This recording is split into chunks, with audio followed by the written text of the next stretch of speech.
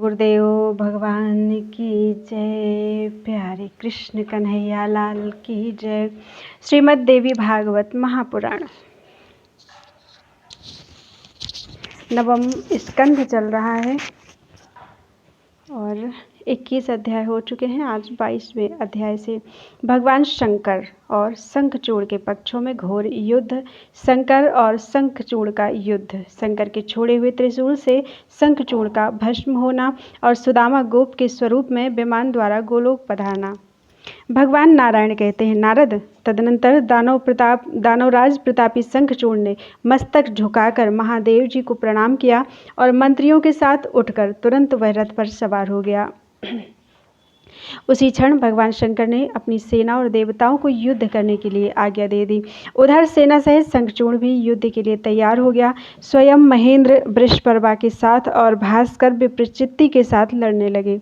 दंभ के साथ चंद्रमा की, कालश्व के साथ काल की, गोकर्ण के साथ अग्निदेव की, कालकेय के साथ कुबेर की, मय के साथ विश्वकर्मा की, भयंकर के साथ मृत्यु की, संहार के साथ यम की, विकंक के साथ वरुण की, चंचल के साथ समीरण की, धृतपृष्ठ के साथ बुध की, रक्ताक्ष के साथ शनैश्चर की, रत्नसार के साथ जयंत की, वर्चस्वी गणों के साथ वसुगणों की, दीप्तिमान के साथ अश्विनी कुमारों की, धूम्र के साथ नलकूबर की, धुरंधर के साथ धर्म की, उषाक्ष के साथ मंगल की, शोभाकर के साथ भानु की, पिठर के साथ मनमथ की, तथा गोधामुख, चूर्ण, खड़ग, ध्वज, कांचीमुख, पिंड, धूम, नांदी, विश्व और पलाश प्रभृति दानवों के साथ आदित्यों की, 11 भयंकर राक्षसों के साथ 11 रुद्रों की, उग्र चंडादि के साथ महामारी की, तथा दानवियों के साथ संपूर्ण नंदीश्वरों की अत्यंत भयंकर लड़ाई होने लगी। यह महान भयंकर युद्ध प्रलय काल का सामना कर रहा था। भगवान शंकर स्वामी कार्तिकेय के साथ वटवृक्ष के नीचे बैठे थे। इधर दोनों पक्षों के योद्धाओं में भयानक युद्ध हो रहा था। वहीं रत्नमय भूषणों से भूषित शंखचूड़ एक रत्न निर्मित सिंहासन पर विराजमान था। अगणित दानव उसके साथ थे। युद्ध में शंकर दल के बहुत से वीरों को दानवों ने परास्त कर दिया। संपूर्ण देवता डरकर भाग चले। उन सबके शरीर छिद गए थे। उस अवसर पर स्वामी कार्तिकेय ने कुपित होकर देवताओं को अभय प्रदान किया। अपने तेज से गणों ने बल की वृद्धि की। तदनंतर वे स्वयं अकेले ही दानवों के साथ लड़ने लगे। उन्होंने सम्रांगण में 100 अक्षौहिणी सैनिकों को समाप्त कर दिया। बहुत से असुर कमल के समान नेत्र वाली भगवती भद्रकाली के भीषण आघात से भूमिशायी हो गए। तदनंतर युद्ध में और भी भीषणता आ गई। दानव सेना जब घबरा उठी तब स्वयं शंखचूड़ ने विमान पर चढ़कर बाण वर्षा आरंभ कर दी। उसने इस प्रकार बाण बरसाए मानो प्रचंड मेघ जलधारा गिरा रहे हों। जब चारों ओर महान भयंकर अंधकार छा गया तब उसने आग्नेयास्त्र का प्रयोग किया। अब तो संपूर्ण देवताओं में भगदड़ मच गई। कोई भी नहीं रोक सके। अब युद्ध के मुहाने पर केवल एक स्वामी कार्तिकेय ही डटे रहे। तब शंखचूड़ के प्रयत्न से बहुत से पर्वत, सर्प, पत्थर तथा वृक्ष उन पर गिरने लगे। इनकी ऐसी भयंकर वृष्टि होने लगी जिसे रोकने में कोई समर्थ नहीं था। फिर उस भयंकर दानव ने स्कंद के दुर्बह धनुष को, दिव्य रथ को तथा रथ के बैठक को छिन्न भिन्न कर दिया। उसके दिव्यास्त्र से मयूर के सभी अंग जर्जरित हो गए। फिर उसने सूर्य के समान चमकने वाली प्राणघातनी शक्ति स्वामी कार्तिकेय की छाती पर चला दी। उस शक्ति के चलते ही वे क्षण भर के लिए मूर्छित हो गए। फिर चेत होने पर उन्होंने अपना दिव्य धनुष हाथों में उठा लिया। उन्हें वह धनुष पूर्व काल में भगवान विष्णु की कृपा से प्राप्त हुआ था। उनके रथ की रचना महान अमूल्य उपकरण से हुई थी। उसी रथ पर शस्त्र और अस्त्र को लेकर वे पुनः बैठ गए और उन्होंने अत्यंत उग्र युद्ध आरंभ कर दिया। बड़ा भीषण युद्ध हुआ परंतु शंखचूड़ पराजित नहीं किया जा सका। शंखचूड़ बड़ा मायावी था। उसने माया का आश्रय लेकर बाणों का जाल फैला दिया। नारद उस समय सम्रांगण में उसके बाण जाल से स्वामी कार्तिकेय ढक से गए। दानवराज के पास कहीं ना अटकने वाली एक विचित्र शक्ति थी। सैकड़ों सूर्यों के समान उसका प्रकाश था। प्रलयकालीन अग्नि की शिखा के सदृश उसकी आकृति थी। वह ऐसी उज्ज्वल थी मानो प्रज्वलित अग्नि का समूह हो। विष्णु तेज से आवृत ऐसी शक्ति को उसने रोष में भरकर उठाया और बड़े वेग से स्वामी कार्तिकेय के ऊपर उसे चला दिया। उस शक्ति के आघात से वे मूर्छित हो गए। तब भद्रकाली कार्तिकेय को अपनी गोद में उठाकर भगवान शंकर के पास ले गईं। उन्होंने अपने ज्ञान के प्रभाव से उन्हें लीलापूर्वक ही जीवित कर दिया, साथ ही असीम शक्ति भी प्रदान की। तब प्रतापी कार्तिकेय उठ गए। उनकी रक्षा में तत्पर जो भद्रकाली थीं वे पुनः युद्ध भूमि के लिए प्रस्थित हो गईं। नंदीश्वर प्रभृति जितने वीर थे उन्होंने भद्रकाली का अनुगमन किया। भद्रकाली को समरांगण में उपस्थित देखकर शंखचूड़ भी बहुत शीघ्र वहां आ गया। दानव अत्यंत डर रहे थे। उन्हें उसने अभय प्रदान किया। तब काली ने शंखचूड़ पर प्रलयकालीन अग्निशिखा की सदृश प्रकाशमान अग्निबाण चलाया, परंतु दानव ने हंसते हंसते पारजन्यास्त्र से उसे निवारण कर दिया। इसी प्रकार काली के वरुणास्त्र और माहेश्वरास्त्र का भी दानवराज ने क्रमशः गांधर्वास्त्र और वैष्णवास्त्र से निवारण कर दिया। इसके बाद काली का मंत्रपूर्वक चलाया हुआ नारायण अस्त्र पहुंचा। उसे देखते ही शंखचूड़ ने रथ से उतरकर दोनों हाथ जोड़ लिए। वह नारायणास्त्र ऐसा प्रदीप्त था मानो प्रलयकालीन अग्नि की शिखा हो, परंतु सत्कृत होकर वह ऊपर को उठ गया और शंखचूड़ भक्तिपूर्वक दंड की भांति जमीन पर पड़कर उसे प्रणाम करने लगा। तदनंतर देवी का मंत्रपूर्वक प्रयुक्त ब्रह्मास्त्र चला, पर वह दानवराज के ब्रह्मास्त्र से शमित हो गया। तब देवी ने मंत्रों का उच्चारण करके एक दिव्य अस्त्र और चलाया। दानवराज ने अपने दिव्यास्त्र के जल से उसकी भी शक्ति नष्ट कर दी। तब देवी ने मंत्र से पवित्र किए हुए पाशुपत अस्त्र को हाथ में उठा लिया और उसे चलाना ही चाहती थी कि इसी बीच यह स्पष्ट आकाशवाणी हुई, यह राजा एक महान पुरुष है और इसकी पत्नी परम साध्वी है।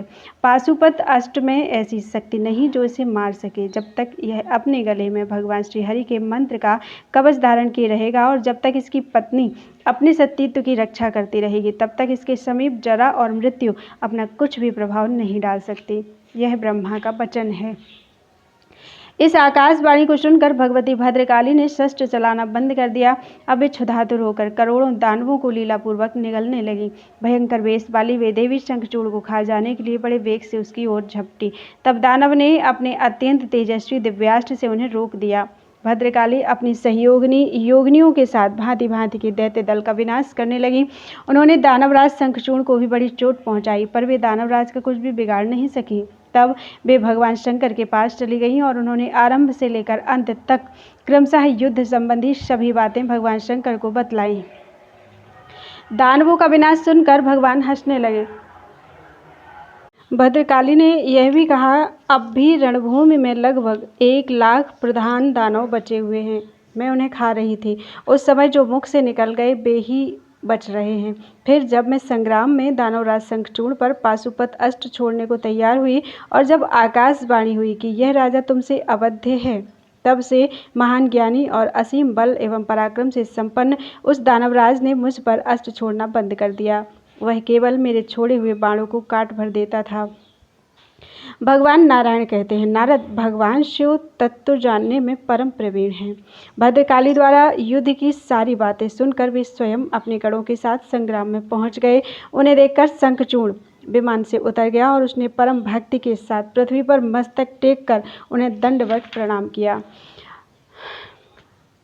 यूं भक्ति विनम्र होकर प्रणाम करने के पश्चात वह तुरंत रथ पर सवार हो गया और भगवान शिव के साथ युद्ध करने लगा। ब्राह्मण उस समय शिव और शंखचूड़ में बहुत लंबे काल तक युद्ध होता रहा। कोई किसी से न जीतते थे और न हारते थे। कभी समयानुसार शंखचूड़ शस्त्र रखकर रथ पर ही विश्राम कर लेता और कभी भगवान शंकर भी शस्त्र रखकर वृषभ पर ही आराम कर लेते। शंकर के प्रयास से असंख्य दानवों का कचूमर निकल आया। इस संग्राम में देव पक्ष के जो योद्धा मरते थे उनको विभु शंकर पुनः जीवित कर देते थे। उसी समय भगवान श्रीहरि एक अत्यंत आतुर बूढ़े ब्राह्मण का वेश बनाकर युद्धभूमि में आए और दानवराज शंखचूड़ से कहने लगे। वृद्ध ब्राह्मण के वेश में पधारे हुए श्रीहरि ने कहा, राजेंद्र, तुम मुझ ब्राह्मण को भिक्षा देने की कृपा करो। इस समय संपूर्ण शक्तियाँ प्रदान करने की तुम में पूर्ण योग्यता है, अतः तुम मेरी अभिलाषा पूर्ण करो। मैं निरीह, त्रसित एवं वृद्ध ब्राह्मण हूँ। पहले तुम देने के लिए सत्य प्रतिज्ञा कर लो, तब मैं तुमसे कहूँगा। राजेंद्र शंखचूड़ ने अत्यंत प्रसन्न होकर कहा, हाँ, बहुत ठीक, आप जो चाहें सो ले सकते हैं। तब अतिशय माया फैलाते हुए उस वृद्ध ब्राह्मण ने कहा, मैं तुम्हारा कृष्ण कवच चाहता हूँ। उनकी बात सुनकर सत्य प्रतिज्ञ शंखचूड़ ने तुरंत वह दिव्य कवच उन्हें दे दिया और उन्होंने उसे ले भी लिया। फिर वे ही श्रीहरि शंखचूड़ का रूप बनाकर तुलसी के निकट गए। वहां जाकर कपटपूर्वक उन्होंने उससे हास विलास किया।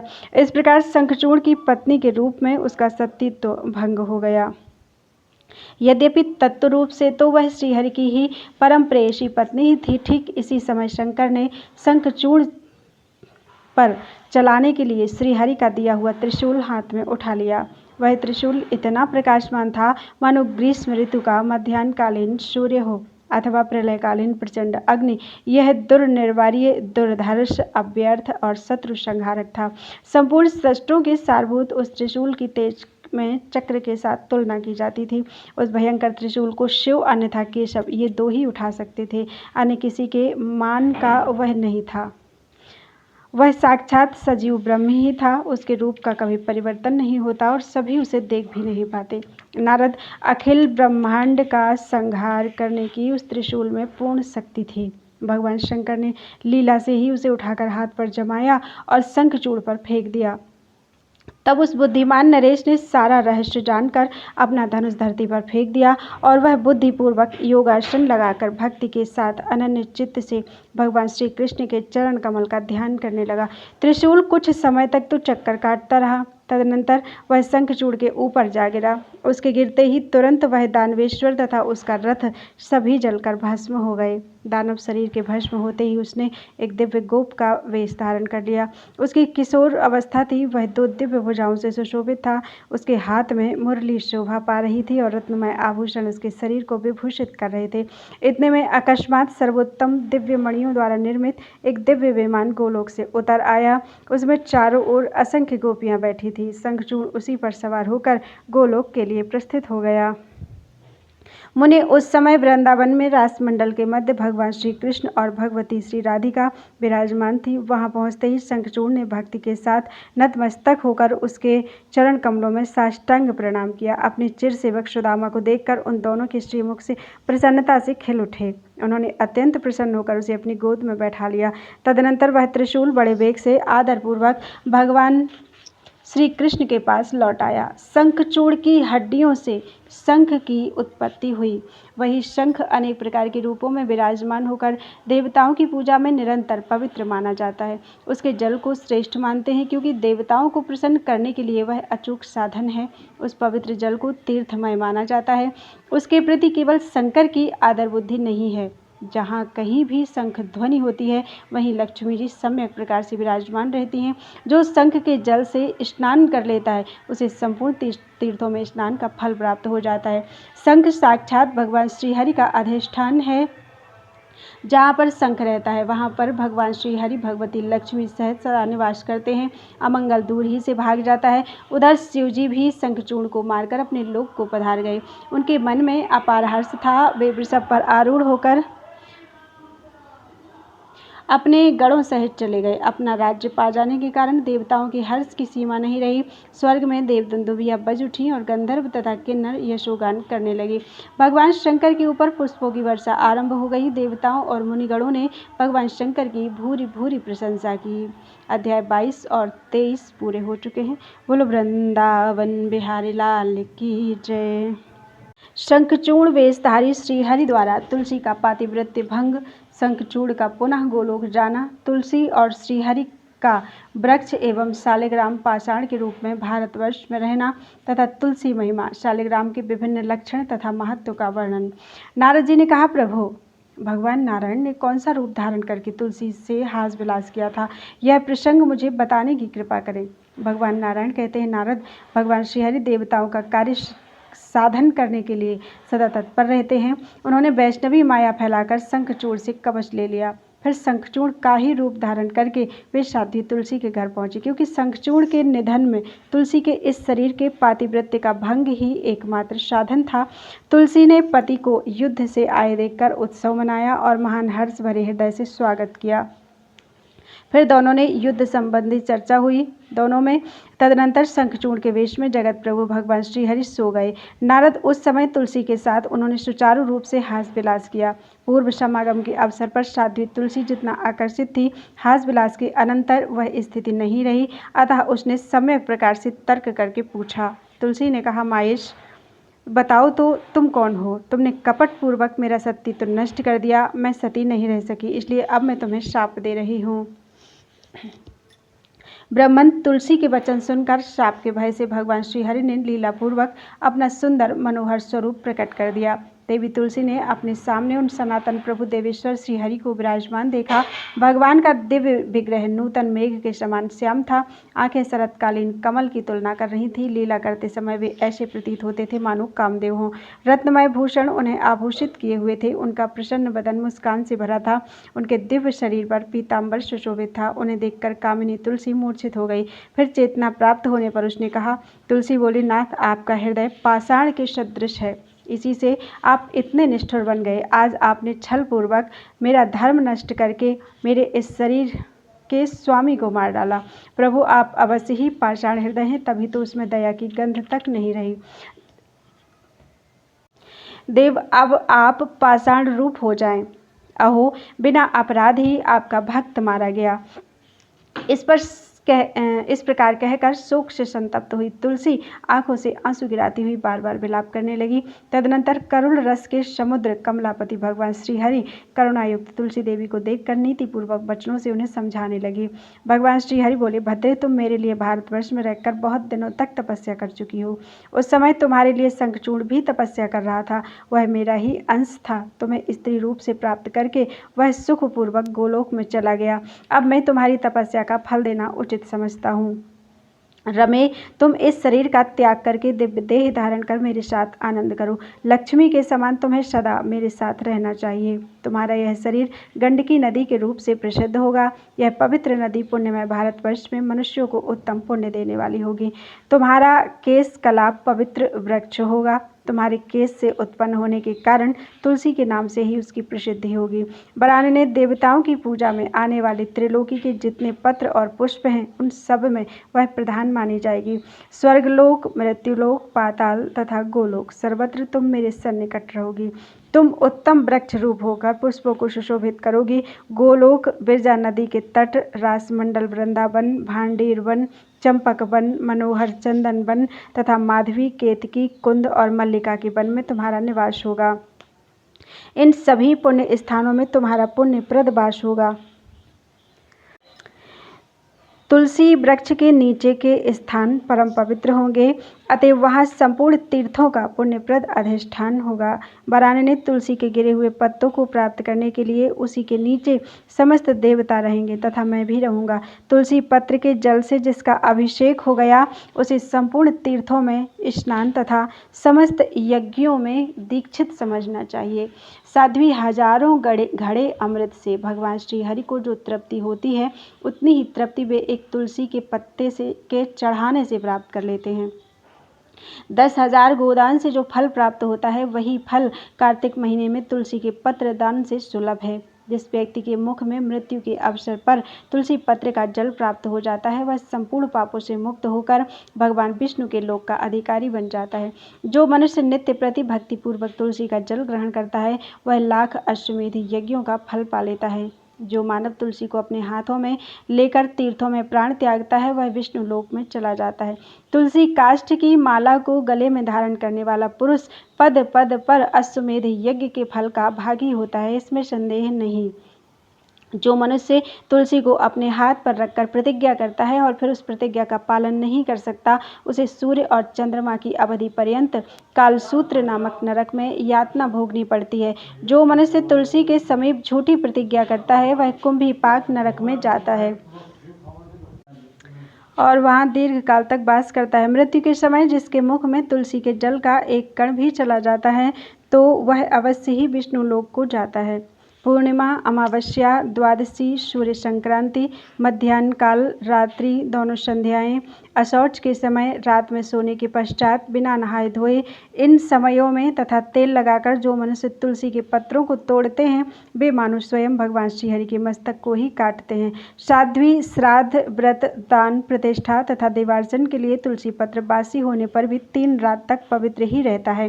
पृथ्वी पर अथवा जल में गिरा हुआ तथा श्री विष्णु को अर्पित तुलसी पत्र धो देने पर दूसरे कार्य के लिए शुद्ध माना जाता है। गोलोक निरापद धाम है। तुम तुलसी की अधिष्ठात्री देवी बनकर गोलोक में मुझ श्री कृष्ण के साथ निरंतर क्रीड़ा करोगी। तुम्हारी देह से उत्पन्न नदी की जो अधिष्ठात्री देवी हैं वह भारतवर्ष में परम पुण्यदार नदी बनकर क्षार समुद्र की पत्नी होगी। वह समुद्र मेरा ही अंश है। स्वयं तुम महासाध्वी बैकुंठ में मेरे सन्निकट निवास करोगी। तुम लक्ष्मी के समान वहाँ विराजमान रहोगी, इसमें संशय नहीं है। मैं तुम्हारे साप को सत्य करने के लिए भारतवर्ष में पाषाण अर्थात शालिग्राम बनूंगा। गंडकी नदी के तट पर मेरा वास होगा। वहाँ रहने वाले करोड़ों कीड़े अपने तीखे दांत रूपी आयुधों से काट काट कर उस पाषाण में मेरे चक्र का चिन्ह करेंगे, जिसमें एक द्वार का चिन्ह होगा, 4 चक्र होंगे और जो बनमाला से विभूषित होगा वह नवीन मेघ के समान श्याम वर्ण का पाषाण लक्ष्मी नारायण का बोधक होगा, जिसमें एक द्वार और 4 चक्र के चिन्ह होंगे तथा बनमाला की रेखा नहीं प्रतीत होती होगी। ऐसे नवीन मेघ की तुलना करने वाले श्याम रंग के पाषाण को लक्ष्मी और विष्णु की प्रतिमा समझना चाहिए। 2 द्वार, 4 चक्र और गाय के खुर के चिन्ह से सुशोभित एवं बनमाला के चिन्ह से रहित पाषाण को भगवान राघवेंद्र का विग्रह मानना चाहिए, जिसमें बहुत सूक्ष्म 2 चक्र के चिन्ह हो और बनमाला की रेखा ना हो। उस नवीन मेघ के समान कृष्ण वर्ण के पाषाण को भगवान वामन मानना चाहिए। अत्यंत छोटे आकार में 2 चक्र एवं बनमाला से सुशोभित पाषाण स्वयं भगवान श्रीधर का रूप है, ऐसा समझना चाहिए। ऐसी मूर्ति गृहस्थों को सदा श्री संपन्न बनाती है, जो पूरा स्थूल हो, जिसकी आकृति गोल हो, जिसके ऊपर बनमाला का चिन्ह अंकित ना हो तथा जिसमें 2 अत्यंत स्पष्ट चक्र के चिन्ह दिखाई पड़ते हों, वह पाषाण भगवान दामोदर का बोधक है। जो मध्यम श्रेणी का वर्तुलाकार हो, जिसमें 2 चक्र तथा धनुष और बाण के चिन्ह शोभा पाते हों एवं जिसके ऊपर बाण से कट जाने का चिन्ह हो, उस पाषाण को रण में शोभा पाने वाले भगवान राम मानना चाहिए। जो मध्यम श्रेणी का पाषाण 7 चक्रों से तथा छत्र एवं आभूषण से अलंकृत हो, उसे भगवान राजराजेश्वर की प्रतिमा समझें। उसकी उपासना से मनुष्यों को राजा की संपत्ति सुलभ हो सकती है। 14 चक्रों से सुशोभित तथा नवीन मेघ के समान रंग वाले स्थूल पाषाण को भगवान अनंत का विग्रह मानना चाहिए। उसके पूजन से धर्म, अर्थ, काम और मोक्ष ये चारों फल प्राप्त हो जाते हैं। जिसकी आकृति चक्र के समान हो तथा 2 चक्र श्री और गोखुर के चिन्ह से शोभा पाता है, ऐसे नवीन मेघ के समान वर्ण वाले मध्यम श्रेणी के पाषाण को भगवान मधुसूदन समझना चाहिए। केवल 1 गुप्त चक्र से युक्त पाषाण भगवान गदाधर का तथा 2 चक्र एवं अश्व के मुख की आकृति से युक्त पाषाण भगवान हयग्रीव का विग्रह कहा जाता है। साध्वी जिसका मुख अत्यंत विस्तृत हो, जिस पर 2 चक्र चिन्हित हों तथा जो बड़ा विकट प्रतीत होता हो, ऐसे पाषाण को भगवान नरसिंह की प्रतिमा समझना चाहिए। मनुष्यों के लिए यह सद्यः वैराग्य प्रदान करने वाला है, जिसमें 2 चक्र हों, विशाल मुख हो तथा जो बनमाला के चिन्ह से संपन्न हो। गृहस्थों के लिए सुखदायी उस पाषाण को भगवान लक्ष्मी नारायण का विग्रह समझना चाहिए। जो द्वार देश में 2 चक्रों से युक्त हो तथा जिस पर श्री का चिन्ह स्पष्ट दिखाई देता हो, ऐसे पाषाण को भगवान वासुदेव का विग्रह मानना चाहिए। इस विग्रह की अर्चना से संपूर्ण कामनाएं सिद्ध हो जाती हैं। सूक्ष्म चक्र के चिन्ह से युक्त नवीन मेघ के समान श्याम तथा मुख पर बहुत छोटे छोटे छिद्रों से सुशोभित पाषाण प्रद्युम्न का स्वरूप होगा। उसके प्रभाव से गृहस्थ सुखी हो जाएगी। जिसमें 2 चक्र सटे हुए हों और जिसका पृष्ठभाग विशाल हो, गृहस्थों को निरंतर सुख प्रदान करने वाले उस पाषाण को भगवान शंकरषण की प्रतिमा समझना चाहिए। जो अत्यंत सुंदर गोलाकार हो तथा पीले रंग से सुशोभित हो। विद्वान पुरुष कहते हैं कि गृहाश्रमियों को सुख देने वाला वह पाषाण भगवान अनिरुद्ध का स्वरूप है। जहाँ शालिग्राम की शिला रहती है, वहाँ भगवान श्री हरि विराजते हैं और वहीं संपूर्ण तीर्थों को साथ देकर भगवती लक्ष्मी भी निवास करती हैं। ब्रह्म हत्या आदि जितने पाप हैं, वे सब शालिग्राम शिला की पूजा करने से नष्ट हो जाते हैं। छत्राकार शालिग्राम में राज्य देने की तथा वर्तुलाकार में प्रचुर संपत्ति देने की योग्यता होती है। सकट के आकार वाले शालिग्राम से दुख तथा शूल के नोक के समान आकार वाले से मृत्यु होनी निश्चित है। विकृत मुख वाले दरिद्रता, पिंगल वर्ण वाले हानि, भग्न चक्र वाले व्याधि तथा कटे हुए शालिग्राम निश्चित रूप से मरणप्रद हैं। व्रत, दान, प्रतिष्ठा तथा श्राद्ध आदि सत्कार्य शालिग्राम की सन्निधि में करने से सर्वोत्तम हो सकते हैं। शालिग्राम के समक्ष रहने वाला पुरुष संपूर्ण तीर्थों में स्नान कर चुका तथा समस्त यज्ञों में उसे सफलता प्राप्त हो गई। अखिल यज्ञों, तीर्थों, व्रतों और तपस्याओं के फल का वह अधिकारी समझा जाता है। साध्वी, चारों वेदों के पढ़ने तथा तपस्या करने से जो पुण्य होता है वही पुण्य शालिग्राम शिला की उपासना से प्राप्त हो जाता है। जो निरंतर शालिग्राम शिला को जल से अभिषेक करता है वह संपूर्ण दान के पुण्य तथा पृथ्वी की प्रदक्षिणा के उत्तम फल का मानो अधिकारी हो जाता है। शालिग्राम शिला के जल का निरंतर पान करने वाला पुरुष देवाभिलषित प्रसाद पाता है, इसमें संशय नहीं। संपूर्ण तीर्थ उस पुण्यात्मा पुरुष का स्पर्श करना चाहते हैं। जीवन मुक्त एवं महान पवित्र वह व्यक्ति भगवान श्रीहरि के पद का अधिकारी हो जाता है। भगवान के धाम में वह उनके साथ असंख्य प्राकृत प्रलय तक रहने की सुविधा प्राप्त करता है।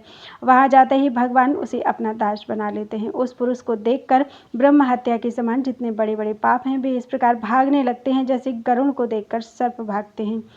उस पुरुष के चरणों की रज से पृथ्वी देवी तुरंत पवित्र हो जाती हैं। उसके जन्म लेते ही लाखों पितरों का उद्धार हो जाता है। मृत्यु काल के अवसर पर जो शालिग्राम के जल का पान करता है वह संपूर्ण पापों से मुक्त होकर विष्णु लोक को चला जाता है। उसे निर्वाण मुक्ति सुलभ हो जाती है। वह कर्म भोग से छूटकर भगवान श्रीहरि के चरणों में लीन हो जाता है, इसमें कोई संशय नहीं। शालिग्राम को हाथ में लेकर मिथ्या बोलने वाला व्यक्ति कुंभीपाक नरक में जाता है और ब्रह्मा की आयु पर्यंत उसे वहां रहना पड़ता है। जो शालिग्राम को धारण करके की हुई प्रतिज्ञा का पालन नहीं करता उसे लाख मनवंतर तक असिपत्र नामक नरक में रहना पड़ता है। कांते, जो व्यक्ति शालिग्राम पर तुलसी के पत्र को दूर करेगा उसे दूसरे जन्म में स्त्री साथ नहीं दे सकेगी। शंख से तुलसी पत्र का विच्छेद करने वाला व्यक्ति भार्याहीन तथा 7 जन्म तक रोगी होगा। शालिग्राम, तुलसी और शंख, इन तीनों को जो महान ज्ञानी पुरुष एकत्र सुरक्षित रूप से रखता है उससे भगवान श्रीहरि बहुत प्रेम करते हैं। नारद इस प्रकार देवी तुलसी से कहकर भगवान श्रीहरि मौन हो गए। उधर देवी तुलसी अपना शरीर त्याग कर दिव्य रूप से संपन्न होकर भगवान श्रीहरि के वक्ष स्थल पर लक्ष्मी की भांति शोभा पाने लगी। कमलापति भगवान श्रीहरि उसे साथ लेकर वैकुंठ पधार गए। नारद, लक्ष्मी, सरस्वती, गंगा और तुलसी, ये 4 देवियां भगवान श्रीहरि की पत्नियां हुईं। उसी समय तुरंत तुलसी के देह से गंडकी नदी उत्पन्न हुई और भगवान श्रीहरि भी उसी के तट पर मनुष्यों के लिए पुण्यप्रद शालिग्राम शिला बन गए। मुने वहां रहने वाले कीड़े शिला को काट काट कर अनेक प्रकार की बना देते हैं। वे पाषाण जल में गिरकर निश्चय ही उत्तम फल प्रदान करते हैं। जो पाषाण धरती पर पड़ जाते हैं उन पर सूर्य का ताप पड़ने से पीलापन आ जाता है। ऐसी शिला को पिंगला समझना चाहिए। वह शिला पूजा में उत्तम नहीं मानी जाती। नारद, इस प्रकार यह सभी प्रसंग मैंने कह सुनाया। अब पुनः क्या सुनना चाहते हो? बोलो वृंदावन बिहारी लाल की जय। 24 अध्याय पूरे हो चुके हैं। 25वां अध्याय तुलसी पूजन, ध्यान, नामाष्टक तथा तुलसी स्तवन का वर्णन। नारद जी ने पूछा, प्रभु, जिस समय भगवान नारायण ने तुलसी को अपनी प्रिया बनाकर उनकी पूजा की उस समय किस विधि से उनका पूजन किया गया था और किस प्रकार स्तुति की गई थी, यह प्रसंग सुनाने की कृपा करें। भगवान, सबसे पहले देवी की पूजा किसने की और किसने इनका स्तवन किया, अथवा किस प्रकार ये देवी सुपूजित हुई, यह सभी मैं आपसे सुनना चाहता हूँ। सूत जी कहते हैं, मुनिवरों, नारद की बात सुनकर भगवान नारायण का मुखमंडल प्रसन्नता से खिल उठा। उन्होंने पापों का ध्वंस करने वाली परम पुण्यमयी कथा कहनी आरंभ कर दी। भगवान नारायण बोले, मुने, भगवान श्रीहरि तुलसी का सम्मान करके उसके और लक्ष्मी दोनों के साथ आनंद से रहने लगे। उन्होंने तुलसी को भी गौरव प्रदान करके उसे भी लक्ष्मी के समान सौभाग्यवती बना दिया। लक्ष्मी और गंगा तो तुलसी के नव संगम तथा सौभाग्य गौरव को सहन करती रहीं, किंतु सरस्वती को क्षोभ हो जाने के कारण उन्हें यह प्रसंग अप्रिय हो गया। सरस्वती के द्वारा अपमानित होकर तुलसी अंतर्धान हो गई। देवी तुलसी को संपूर्ण योग सिद्धि प्राप्त थी। ज्ञानियों के लिए सिद्धि स्वरूपा उस देवी ने श्रीहरि की आंखों से अपने को सर्वत्र छिपा लिया। भगवान ने उसे ना देखकर सरस्वती को समझाया और उससे आज्ञा लेकर वे तुलसी वन के लिए चल पड़े। लक्ष्मी बीज, श्रीम, माया बीज, ह्रीम काम बीज, क्लीम और वाणी बीज एम, इन बीजों का पूर्व में उच्चारण करके वृंदावनी इस शब्द के अंत में एंग विभक्ति लगाई और अंत में बह निजाया अर्थात स्वाहा का प्रयोग करके अर्थात श्रीम ह्रीम क्लीम एम वृंदावन्यै स्वाहा इस दशाक्षर मंत्र का उच्चारण किया। नारद यह मंत्र राज कल्पतरु है। जो इस मंत्र का उच्चारण करके विधि पूर्वक तुलसी की पूजा करता है उसे निश्चय ही संपूर्ण सिद्धियां प्राप्त हो जाती हैं। घृत का दीपक, धूप, सिंदूर, चंदन, नैवेद्य और पुष्प आदि उपचारों से तथा स्तोत्र द्वारा भगवान से सुपूजित होने पर तुलसी को बड़ी प्रसन्नता हुई। अतः वह वृक्ष से तुरंत बाहर निकल आई और परम प्रसन्न होकर भगवान श्रीहरि के चरण कमलों की शरण में चली गई। तब भगवान ने उसे वर दिया, देवी तुम सर्वपूज्या हो जाओ। तुम सुंदर रूप वाली देवी को मैं अपने मस्तक तथा वक्ष स्थल पर धारण करूंगा। इतना ही नहीं, संपूर्ण देवता तुम्हें अपने मस्तक पर धारण करेंगे। यूँ कहकर भगवान श्रीहरि अपने स्थान पर पधार गए। भगवान नारायण कहते हैं, मुनि तुलसी के अंतर्धान हो जाने पर भगवान श्रीहरि विरह से आतुर होकर वृंदावन चले गए थे और वहां जाकर उन्होंने तुलसी की इस प्रकार से स्तुति की थी। श्री भगवान बोले, जब वृंदावन और वृक्ष एकत्र होते हैं तब उसे बुद्धजन वृंदा कहते हैं। ऐसी वृंदा नाम से प्रसिद्ध अपनी प्रिय तुलसी की मैं उपासना करता हूँ। जो देवी प्राचीन काल में वृंदावन में प्रकट हुई थी, अतएव जिसे वृंदावनी कहते हैं, उस सौभाग्यवती देवी की मैं उपासना करता हूँ जो असंख्य वृक्षों में निरंतर पूजा प्राप्त करती हैं, अतः जिनका नाम विश्व पूजिता पड़ा है, उस देवी की मैं उपासना करता हूँ। देवी तुमने अनंत विश्व को पवित्र किया है, ऐसी तुम विश्व पावनी देवी की मैं विरह से आतुर होकर उपासना करता हूँ। जिसके बिना प्रचुर पुष्प अर्पण करने पर भी देवता प्रसन्न नहीं होते, ऐसी पुष्प सारा पुष्पों की सारभूता शुद्ध स्वरूपणी तुलसी देवी के शोक से घबराकर मैं दर्शन करना चाहता हूँ। संसार में जिसकी प्राप्ति मात्र से भक्त परम आनंदित हो सकता है, इसलिए नंदिनी नाम से जिसकी प्रसिद्धि है, वह भगवती तुलसी अब मुझ पर प्रसन्न हो जाए। अखिल विश्व में जिस देवी की तुलना नहीं की जा सकती, अतएव जो तुलसी कहलाती है, वह अपनी प्रिया की मैं शरण ग्रहण करता हूँ। वह साध्वी तुलसी भगवान श्री कृष्ण की जीवन स्वरूपा निरंतर प्रेम प्रदान करने वाली होने से कृष्ण जीवनी नाम से विख्यात है। वह देवी तुलसी मेरे जीवन की रक्षा करे। इस प्रकार स्तुति करके लक्ष्मीकांत भगवान श्रीहरि वहीं विराजमान हो गए। इतने में उनके सामने साक्षात तुलसी प्रकट हो गई। उस साध्वी ने उनके चरणों में तुरंत मस्तक झुका दिया। अपमान के कारण उस मानिनी की आंखों में आंसू बह रहे थे, क्योंकि पहले उसे बड़ा सम्मान मिल चुका था। ऐसी प्रिय तुलसी को देखकर भगवान श्रीहरि ने उसे तुरंत हृदय से लगा लिया। साथ ही सरस्वती से आज्ञा लेकर उसे अपने साथ ले गए। प्रयत्नपूर्वक सरस्वती के साथ तुलसी का प्रेम स्थापित करवाया। साथ ही भगवान ने तुलसी को वर दिया, देवी तुम सर्वपूज्या और सिरोधार्या हो, सब लोग तुम्हारा आदर एवं सम्मान करें। भगवान विष्णु के इस प्रकार कहने पर वह देवी परम संतुष्ट हो गई। सरस्वती ने उसे खींचकर अपने पास बैठा लिया। नारद उस समय लक्ष्मी और गंगा के मुख पर हंसी छा गई। उन देवियों ने विनयपूर्वक साध्वी तुलसी का हाथ पकड़कर उसे भवन में प्रवेश कराया। वृंदावनी, विश्व पूजिता, विश्व पावनी, पुष्पसारा, नंदिनी, तुलसी और कृष्ण जीवनी, ये देवी तुलसी के 8 नाम हैं। यह सार्थक नामावली स्तोत्र के रूप में परिणत है। जो पुरुष इस तुलसी की पूजा करके इस नामाष्टक का पाठ करता है, उसे अश्वमेध यज्ञ का फल प्राप्त होता है। कार्तिक की पूर्णिमा तिथि को देवी तुलसी का मंगलमय प्राकट्य हुआ और सर्वप्रथम भगवान श्रीहरि ने उसकी पूजा संपन्न की। तभी से यह नियम बन गया है कि इस कार्तिकी पूर्णिमा के अवसर पर विश्व पावनी तुलसी की भक्ति भाव से पूजा करने वाला व्यक्ति संपूर्ण पापों से मुक्त होकर भगवान विष्णु के लोक में चला जाता है। जो कार्तिक महीने में भगवान विष्णु को तुलसी पत्र अर्पण करता है, वह 10,000 गोदान का फल निश्चित रूप से पा जाता है। इस तुलसी नामाष्टक के श्रवण मात्र से संतानहीन पुरुष पुत्रवान बन जाता है। जिसे पत्नी ना हो, उसे पत्नी मिल जाती है तथा बंधु विहीन व्यक्ति बहुत से बांधवों को प्राप्त कर लेता है।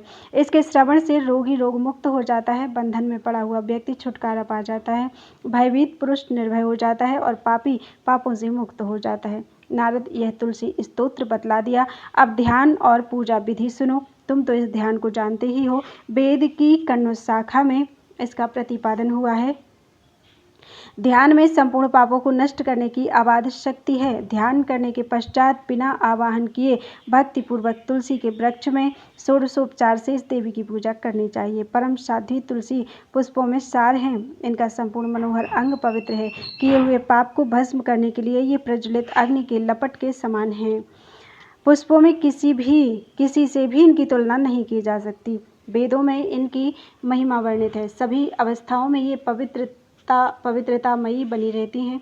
तुलसी नाम से इनकी प्रसिद्धि है। भगवान इन्हें अपने मस्तक पर धारण करते हैं। सभी को इन्हें पाने की इच्छा लगी रहती है। विश्व को पवित्र करने वाली ये देवी नित्य मुक्त हैं। मुक्ति और भगवान श्री हरि की भक्ति प्रदान करना इनका सहज गुण है। ऐसी भगवती तुलसी की मैं उपासना करता हूँ। विद्वान पुरुष इस प्रकार ध्यान, पूजन और स्तवन करके देवी तुलसी को प्रणाम करें। नारद तुलसी का उपाख्यान कह चुका, पुनः क्या सुनना चाहते हो? बोलो वृंदावन बिहारी लाल की जय। अध्याय 25 पूरा हो गया।